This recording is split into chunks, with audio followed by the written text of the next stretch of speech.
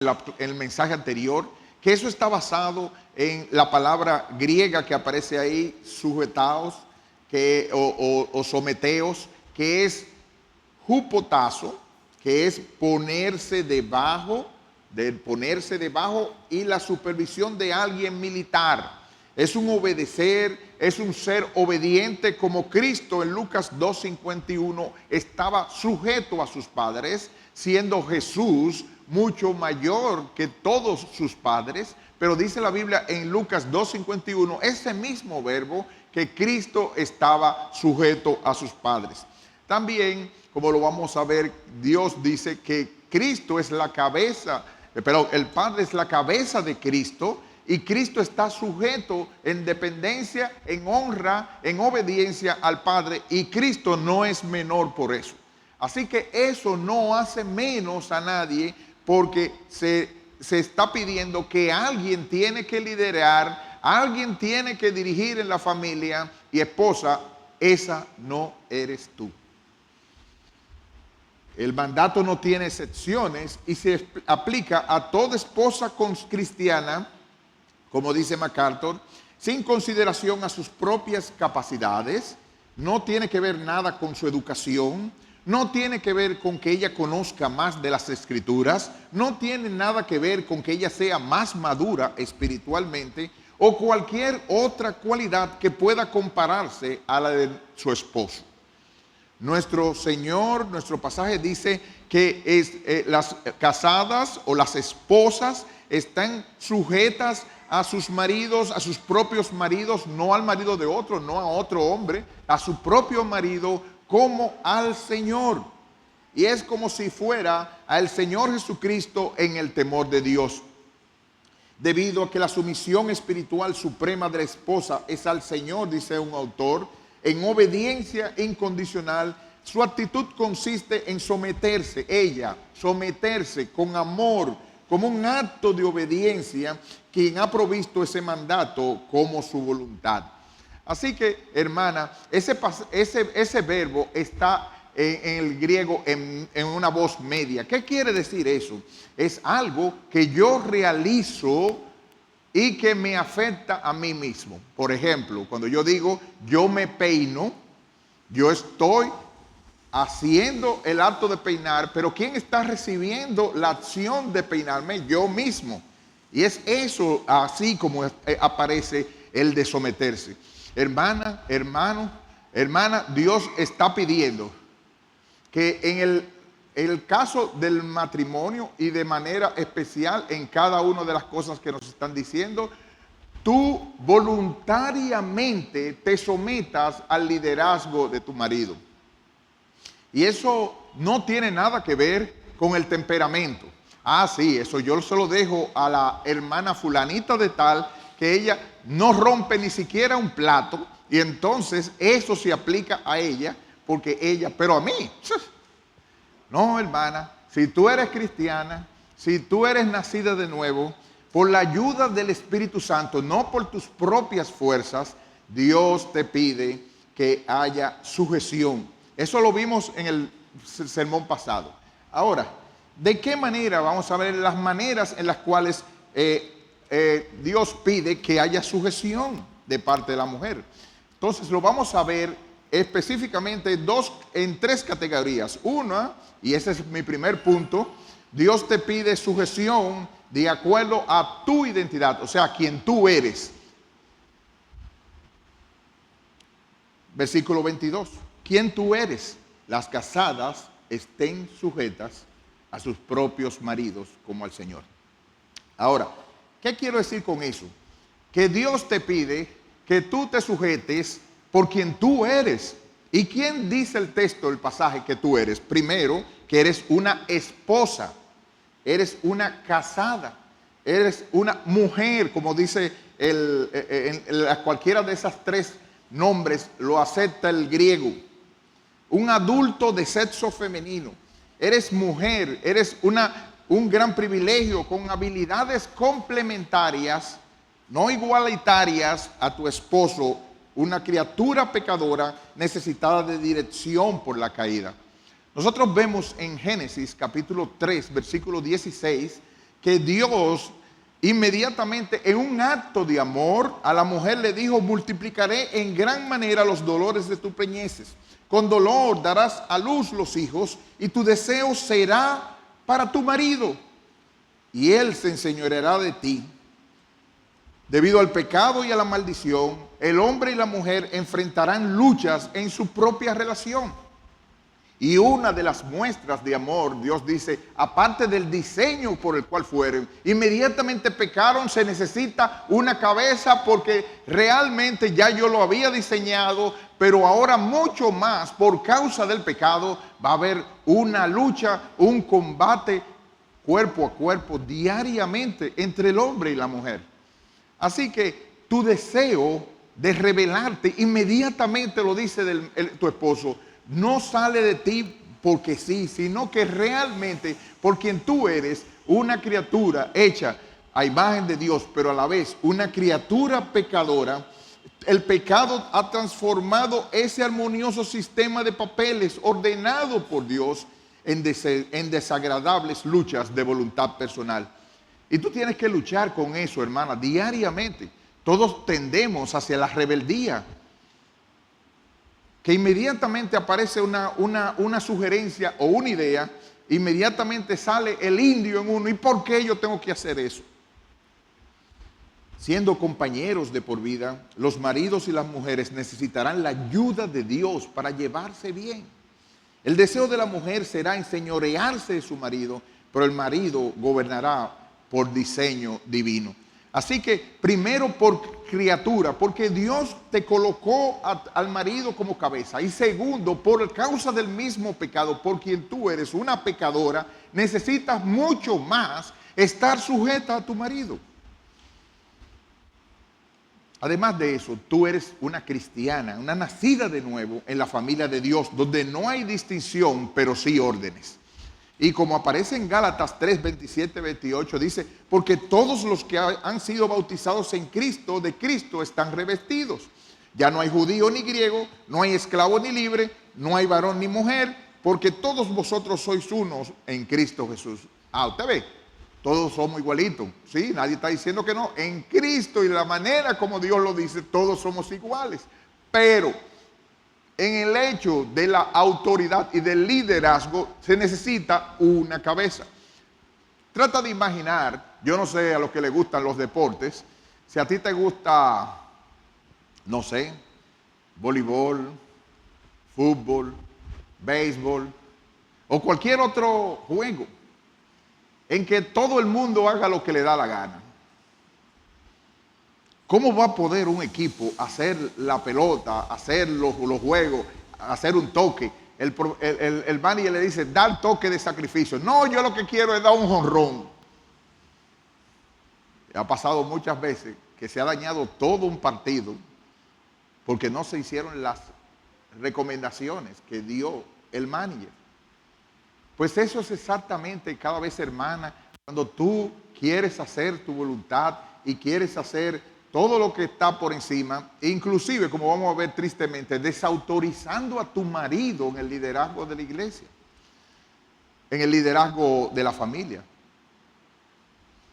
Así que, dice 1 Corintios 11:3, pero quiero que sepáis que Cristo es la cabeza de todo varón, y el varón es la cabeza de la mujer, y Dios la cabeza de Cristo. Ahí, Dios es la cabeza, Dios Padre es la cabeza de Cristo, y Él no es inferior. Dios dice que tu marido es quien tiene el liderazgo y a Él es el que hay que dejarle la última palabra.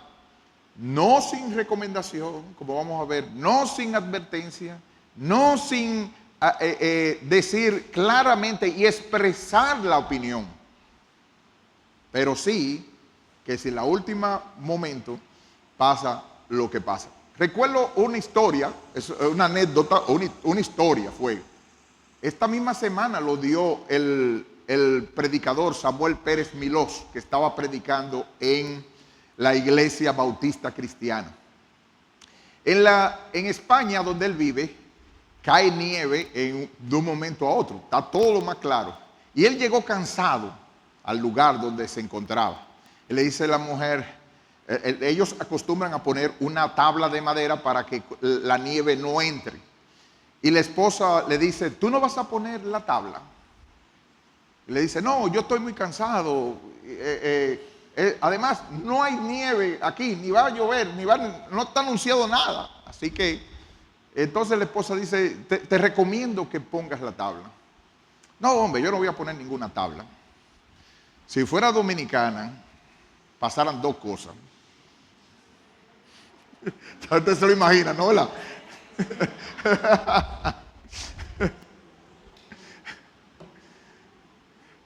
Ya me leyeron qué iba a hacer.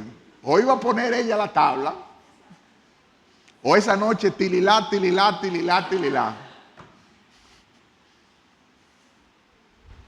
¿Saben lo que pasó? Nevó. Y cuando él abre, cuando se despiertan, ella dice, creo que nevó. Ellos no se dieron cuenta en ese momento. Y él le pregunta, ¿y por qué tú crees que nevó? Y ella le dijo, porque no hay sonido, o sea, la nieve tapa los sonidos y no se escucha en base a eso. Entonces, lo que hizo fue el marido, abrió la puerta. ¿Qué ustedes saben qué pasó? Toda la nieve se metió ahí. Pero la esposa no le dijo, te lo dije. Ni le dijo, tú ves, tililá, tililá. El otro sermón, la segunda parte, tililá, tililá, tililá. Y el día entero cacareando lo mimito. Entonces, lo que quiere decir, hermana, es que si no es pecado, si no te va a matar nadie, ni el ti ni tu hijo, Dios dice, la última palabra la tiene el varón.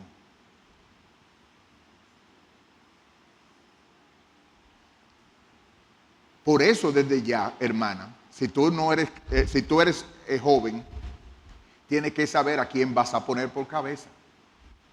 Casi siempre nos atraen lo opuesto de nosotros. Si nosotros somos muy callados, nos llama la atención una persona muy...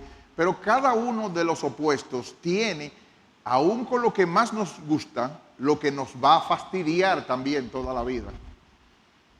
Por esa razón es que uno tiene que ser en el Señor y buscar, como dice, vamos ahora, póngalo en la pantalla, 1 Corintios 11, 8 al 12. Dice así, 1 Corintios 11, 8 al 12. Porque el varón no procede de la mujer, sino la mujer del varón. Y tampoco el varón fue creado por causa de la mujer, sino la mujer por causa del varón. Por lo cual, la mujer debe tener señal de autoridad sobre su cabeza por causa de los ángeles. Pero en el Señor ni el varón es sin la mujer, ni la mujer sin el varón, porque así como la mujer procede del varón, también el varón nace de la mujer, pero todo procede de Dios. Lo que está diciendo la Biblia es que independientemente de lo que pase, y pasen las modas y pasen la cultura, los ángeles están mirando si hay una señal de autoridad sobre la cabeza de la mujer. Y eso yo estoy absolutamente seguro que no es un pañito. Sino, los ángeles están mirando a ese gallito que se ha parado encima. Eso no es así. Y ellos dicen, y esa mujer no tiene señal de autoridad sobre su cabeza. ¿Cuántos gallitos tenemos nosotros? Así que hermana, hermano, en categorías relacionadas con quien tú eres, esposa, criatura, pecadora, cristiana, Dios te pide que en todos esos renglones tú los recuerdes para venir a sujetarte a tu marido. Nadie dijo que era fácil. Nadie dice que era posible en tus propios méritos. Y vamos a hablar también, y te vas a dar muchas gracias por la parte del liderazgo, Dios se la eche al varón con todas las responsabilidades que tiene, y que lo vamos a ver en los próximos mensajes. Pero mientras tanto, es tu deber tener una sujeción por quien tú eres. Criatura, creada, diseñada y hecha pecadora. y necesitas por eso. Dice en primera de Timoteo que la mujer fue la que fue engañada. Y la mujer ha sido diseñada con un cerebro emocional. Eso no quiere decir, porque yo conozco, muchas de las mujeres que conocemos nosotros, a veces el hombre es más emocional que ellas, aparentemente. Hay sus excepciones, pero lo que tiende más es, yo no sé si ustedes han visto el libro de el pastor Núñez y su esposa, sobre cómo cuando un varón está tirando a su hijo para arriba, qué es lo que ve la mujer, qué es lo que ve el hijo y qué es lo que ve el padre. Pues lo que ve el padre es que está tirando al hijo como a esa distancia. Lo que ve el hijo es que él está a esa distancia. Pero ¿sabe qué es lo que está viendo la mujer? Que está 5 pisos para arriba el niño de tirarlo para volver otra vez. Y eso hace que ella tenga más peligros a la vista, más situaciones y más temores. Y entonces para eso Dios diseñó un aparato más calculador, un marido que le pueda ayudar en medio de las circunstancias para las cuales fuera hecho. Así que la sujeción debido a la identidad, Dios quiere que tú entonces tengas mucho más cuidado para lo que vas a hablar, lo que vas a decir, lo que vas a hacer, porque debes sujetarte a un liderazgo. Y miren, al mediodía, cuando tú no estás caliente o cuando tú no estás en una situación, no es fácil uno controlar la lengua, saber lo que uno va a hacer y estar sujeto a su marido. Pero es lo que Dios dice y con la ayuda del Espíritu se puede. En segundo lugar, y más brevemente, Dios te pide una sujeción por la misión, por tu misión. Eso quiere decir para que tú existes. Primero era por quien tú eres y ahora para que tú existes. ¿Para qué se hace y se diseña un libro? ¿Qué ustedes piensan que para qué se diseña un libro? Para leer. No se diseña para recoger la basura ni cortarse las uñas y echarla ahí. No es para eso. Es para precisamente nosotros leer. Así que la misión, ¿cuál es el propósito que Dios ha hecho? Dios ha hecho la mujer como un propósito. Primero, en glorificar a Dios en todo lo que hace. 1 Corintios 10, 31 al 33. Si pues coméis o bebéis o hacéis cualquier otra cosa, hacedlo todo para la gloria de Dios. No seáis tropiezos ni a judíos ni a gentiles ni a la iglesia de Dios, como también yo en todas las cosas agrado a todos, no procurando mi propio beneficio, sino el de muchos, para que sean salvos. Hermana, Dios quiere que tú glorifiques a Dios primero en tu matrimonio. Y por eso se dice que sea en el Señor. Estén sujetas a sus propios maridos como al Señor. Dios te está pidiendo que primero tú le glorifiques, que tú trabajes y que hagas todo lo que haces como si fuera para el Señor. En segundo lugar, Dios pide que tú seas una ayuda idónea. En Génesis 2:18, Dios dijo, ¿saben lo que pasó? Dios le llevó todos los animales a Adán, para que Adán se diera cuenta, al ponerle nombre, oye, una vaca con un toro, un gallo con una gallina, pero yo no encuentro a nadie que sea igualito a mí, ni que me pueda ayudar igual. Así que Génesis 2:18 dice, y dijo Jehová Dios, no es bueno. La única cosa, ves, que Dios se dio cuenta, o no es que se dio cuenta, que dijo que no era bueno algo. Todo en la creación era bueno, pero no era bueno que el hombre estuviera solo. Le haré una ayuda idónea para él. ¿Qué quiere decir ayuda idónea? Ayuda ideal, quien lo complementa. La mejor ayuda. Y Dios está esperando que por la misión que te hizo, hermana, tú seas quien ayuda a empujar el carrito de la pareja en una misma dirección. Qué triste es cuando la mujer está por su lado y el hombre por su lado. Y a veces se ven una lucha y una competencia entre ellos mismos. uno desautorizando a otro, uno peleando con otro, uno, y se pasan el día entero así. Hermana, eso no es lo que Dios tiene para hacer contigo. Ese no es el diseño de Dios. Dios quiere, como Proverbios 31:22, que su marido sea conocido en las puertas cuando se sienta con los ancianos de la tierra. Dios quiere que tú motives y sostengas el liderazgo de tu marido en obediencia y en respeto. Fíjense cómo dice Efesios 5:33. Por lo demás, cada uno de vosotros ame también a su mujer como a sí mismo, y la mujer respete a su marido. Una de las cosas que da tristeza, yo no sé a cuántos de ustedes les ha pasado eso, es cuando una mujer no respeta a su marido. Pero que él no se lo ha ganado, es que eso es independiente. La Biblia no está hablando de que si él toma la iniciativa o si él no toma la iniciativa, si él se merece que lo respeten o si él no se merece que lo respeten.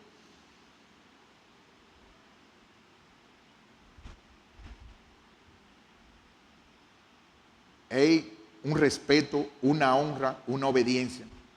El pasaje que leímos de 1 Pedro 3, 1 al 6, aquí está hablando inclusive de mujeres que están casadas con inconversos. Y en ese contexto dice, del capítulo de 1 Pedro 3, 1 al 6, que ya leímos, asimismo, vosotras mujeres, estad sujetas a vuestros maridos, para que también los que no creen a la palabra sean ganados sin palabra por la conducta de sus esposas, considerando vuestra conducta casta y respetuosa. Vuestro atavío no sea el externo de peinados ostentosos, de adornos de oro, de vestidos lujosos, sino el interno, el del corazón, en el incorruptible ornato de un espíritu afable y apacible, que es de grande estima delante de Dios. Porque así también se ataviaban en otro tiempo aquellas santas mujeres. ¿De qué manera? Que esperaban en Dios estando sujetas a sus maridos. Como Sara obedecía a Abraham llamándole Señor, de la cual vosotras habéis venido a ser hijas, si hacéis el bien sin temer ninguna amenaza. Oigan lo que pasaba con el caso de Sara. Ella tuvo sus pecados, ella tuvo sus maneras. Pero dice la Biblia en Génesis 18 que cuando Dios le estaba contando a Abraham que iba a ser padre de un hijo el año que vendría, Sara estaba oyendo detrás. Y Sara pensó, oye, le voy a dar deleite a mi señor Abraham. Como decía IBCJ varias veces, nadie estaría pensando que la esposa le está diciendo, mi señor, ¿qué desea de comida hoy? Ni nada por el estilo. Pero fíjense, no fue que ella lo dijo en público, sino que lo pensó. El respeto, la honra que le tenía a su esposo, lo hizo pensar de esa manera. Nosotros teníamos de broma a una tía española que siempre llamaba, para nosotros fue un escándalo todo eso, cuando decía, ella lo llamaba y le decía, fulano, ven, límpiale los pañales a la niña. Y entonces uno dice, pero ven acá, o sea, no es que no puede cambiar pañales, de hecho, todo lo hicimos uno que otro tiempo. Pero la idea es que, yo no sé, hermana, cómo tú te refieres a tu esposo.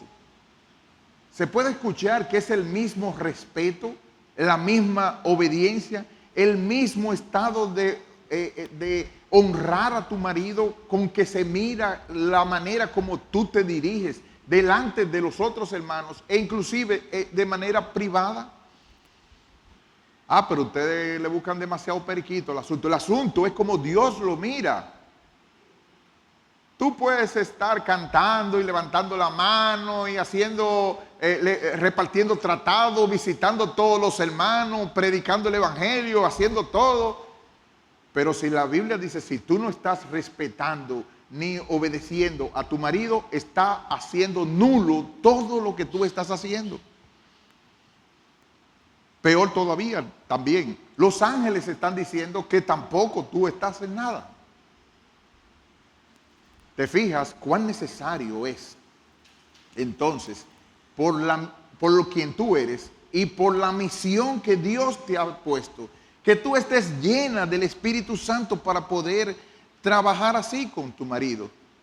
Y la Biblia dice, aquí lo vemos en el 1 de Pedro 3, los versículos el 1 en adelante, que es para que sean ganados sin palabra. Ya tú le predicaste el evangelio, pero ya no es tililá, tililá, tililá, tililá. Yo lo tengo cansado del evangelio y no viene a los pies de Cristo. No, no es así. Es si ya tú hablaste de Cristo a la persona y cazaste oportunidades, entonces la Biblia, lo que Dios te está pidiendo es que sin palabra, sin ese bla, bla, bla que fastidia, sin esos sermoneos, que con tu conducta casta y respetuosa. Y fíjense bien, como lo vamos a ver brevemente, no tiene que decir que tú no te arregles, que tú no te atavíes, sino que tu belleza principal que destaque sea un espíritu afable y apacible, que es de grande estima delante de Dios. Yo te pregunto, hermana, ¿pudiera decirse que hay un espíritu afable y apacible para con tu esposo? Aún la manera con que tú investigas lo pertinente, lo haces con respeto. Hay asuntos que no pueden decirse. El cerebro de las mujeres es más tendiente a lo emocional. El de los hombres es diferente. Hay que actuar con tacto y con prudencia al hablar y preguntar sobre ciertos asuntos, siendo también atractiva para tu marido, como en pasajes de 1 de Pedro. Hay que estar atractiva, hermana. El mundo está compitiendo y las mujeres de las oficinas de sus esposos y de todos los lugares están vistiendo de manera provocativa. Usted tiene que vestirse adecuadamente y la Biblia no está en contra de eso. Usted tiene que vestirse atractiva para su marido. Las mujeres lo que visten es en la generalidad para otras mujeres. No me vengan a mí con cuentos. Pero de todas maneras, lo que la Biblia está esperando es que tú te pongas atractiva para tu esposo. Incluso los olores y todo ese tipo de cosas sean para tu esposo. Como dice 1 Corintios 7, el 1 al 5, en cuanto a las cosas que me escribisteis, bueno le sería al hombre no tocar mujer. Pero a causa de las fornicaciones, cada uno tenga su propia mujer y cada una tenga su propio marido. El marido cumpla con la mujer el deber conyugal y asimismo la mujer con el marido. La mujer no tiene potestad sobre su propio cuerpo sino el marido, ni tampoco tiene el marido potestad sobre su propio cuerpo sino la mujer. No os neguéis el uno al otro, a no ser por algún tiempo de mutuo consentimiento, para ocuparos sosegadamente en la oración y volved a juntaros en uno, para que no os tiente Satanás a causa de vuestra incontinencia. Con condiciones atenuantes y excepciones, Él debe encontrar en ti, hermana, un refugio, un huerto de descanso. Y tienes que ponerte atractiva para tu marido. No piensa que ya yo lo tengo. No, hermana, tú tienes que buscar la manera de ser atractiva para tu marido y que, como dice Proverbios 5, 15 al 19, él beba el agua de su misma cisterna, los raudales de su propio pozo. Se derramarán tus fuentes por las calles y tus corrientes de aguas por las plazas. Sean para ti solo y no para los extraños contigo. Sean bendito tu manantial y alégrate con las mujeres de tu juventud. Como sierva amada y graciosa Gacela, sus caricias te satisfagan en todo tiempo y en su amor recréate siempre. Como dice el pastor Castillo, incluso lo hemos visto, sus caricias son sus senos. Eso es lo que habla en esa relación. Es decir que, hermana, hay que tratar de eliminar esos dolores de cabeza para no hacer la relación. Las excusas. Lógico, no es que tampoco da tristeza. Hemos escuchado situaciones donde se manipula y después de haber hecho una tropelía de conversaciones, en boches, en conversaciones, entonces después quiere buscar el lecho nupcial en esa forma y no es apropiado. Pero debe encontrar cada cierto tiempo un lugar donde saciar. El hombre se excita por la vista, hermana. Y hay que buscar maneras, las mujeres por el oído principalmente y otras cosas, los tactos, pero hay que manejar la situación y Dios espera por tu misión que primero tú seas atractiva para tu esposo y que también seas una ayuda idónea en ese sentido. Por último, manera de aplicación, deme unos minutos. La sujeción según la aplicación a tu vida, ¿qué tiene que ver conmigo? Y entonces, ¿qué me ordena Dios? En primer lugar, hermana, Dios quiere que tú mires el plan de Él, su sabiduría al darte un esposo como Cristo a la iglesia y alábalo. Es un misterio, la Biblia dice en el versículo 32, grande es este misterio, mas yo digo esto respecto de Cristo y de la iglesia. Robertson dice, comentando sobre eso, evidentemente Pablo quiere decir que el misterio es la comparación que se hace del matrimonio con la unión de Cristo y la iglesia.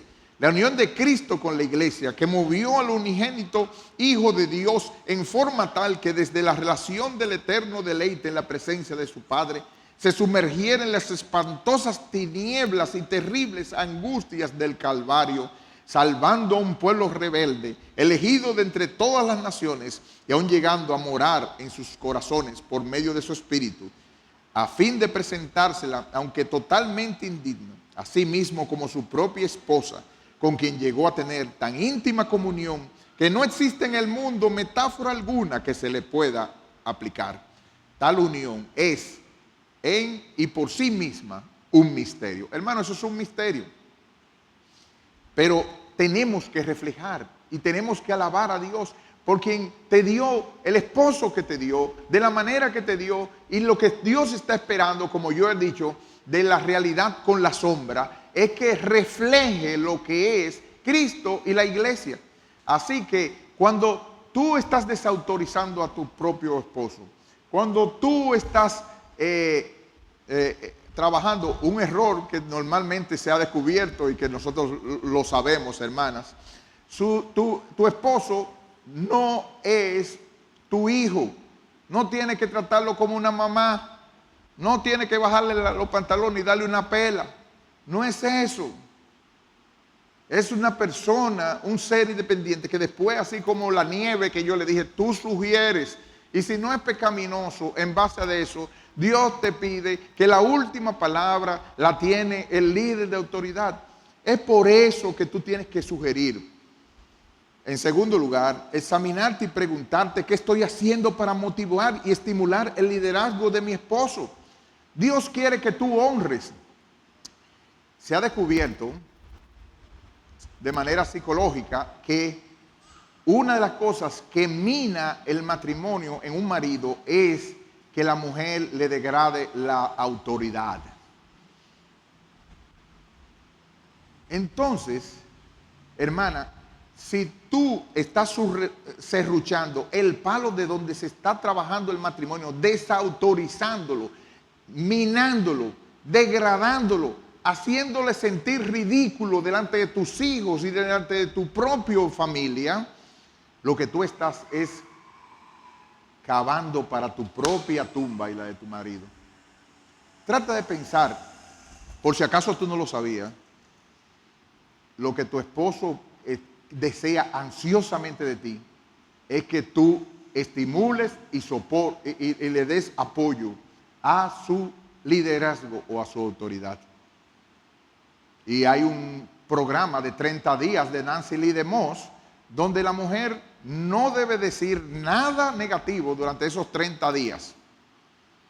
Es difícil eso. Y durante esos 30 días, solo decir palabras de afecto y de estímulo al esposo que anda en el camino. ¿Cuándo fue la última vez que tú hiciste eso?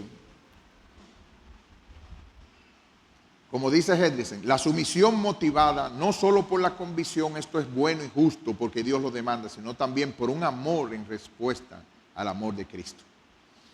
Se te pide que sea en todo, pero en todo lo que sea legítimo y en todo lo que sea conveniente.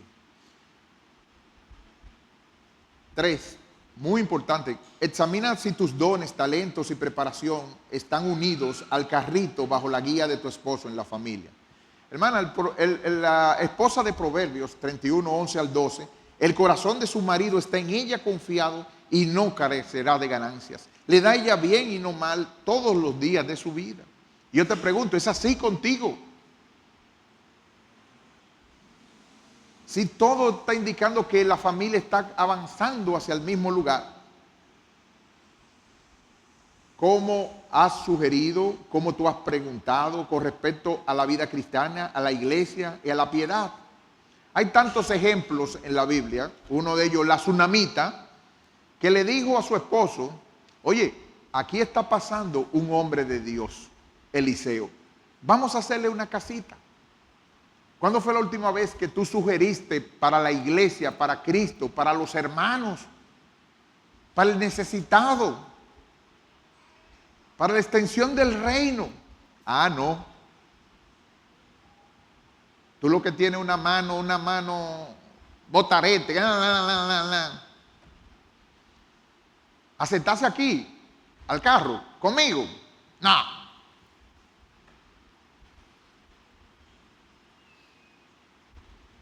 ¿Cómo fue la abuela Loida y la mamá Eunice con Timoteo? Aun cuando no estaba el esposo, porque no era cristiano posiblemente, ellas le llevaron a la piedad. Y la abuela estaba ahí, la abuela Loida. ¿Cómo tú, abuela, estás influenciando para que salgan los Timoteos necesarios en piedad? ¿Cómo han sido tus sugerencias como la mujer de Manoa en Jueces 13? Que el marido dijo, ya, nos vamos a morir porque Dios, hemos visto a Dios. Y la mujer con sabiduría no le dijo, tú sí estás loco. No, no fue, le dijo así. Si el Señor nos hubiese querido matar, no habría aceptado nuestro sacrificio, ni nuestra oración, ni nos hubiera dicho todo esto. O sea, ella da orientación piadosa, cristiana, bíblica, como hizo Priscila para encaminar a Apolos en el camino. No le dijo, quítate de ahí, Aquila, déjame yo enseñarle aquí a esta. No. Bajo el liderazgo, unido con su esposo, ayudó e instruyó a otras personas. Como dice Tito, y ya yo me estoy finalizando, 2, 3 al 5, las ancianas a sí mismos sean reverentes en su porte, no calumniadoras, no esclavas del vino, maestras del bien, que enseñen a las mujeres jóvenes a amar, ¿qué primero? A sus maridos. Es primero a sus maridos, porque esos son los que se van a quedar. Luego a sus hijos, a ser prudentes, castas, cuidadosas de su casa, buenas, sujetas a sus maridos, para que la palabra de Dios no sea blasfemada. ¿Tú crees, hermana de edad aquí en la iglesia, que tú has estimulado a las mujeres jóvenes, las que te hayan pedido, las que te hayan acercado, a que ame a su marido y se sujete a él?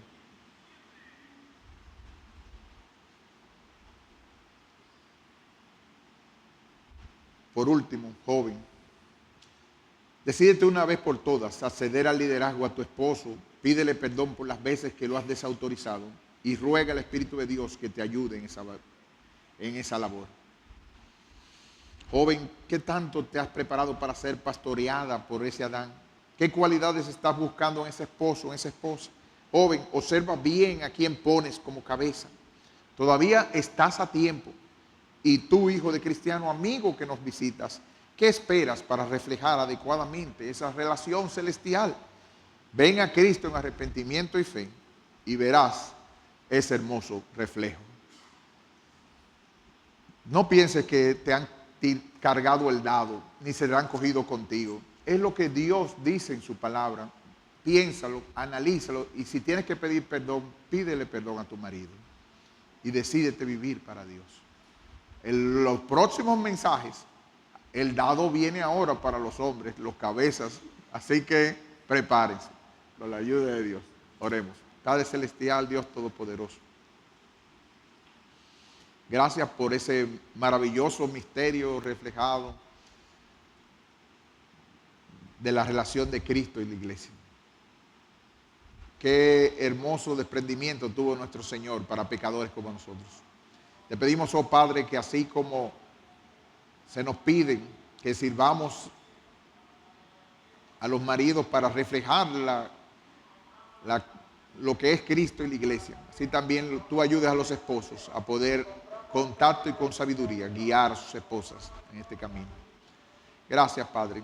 Ayúdanos en el nombre de Jesús.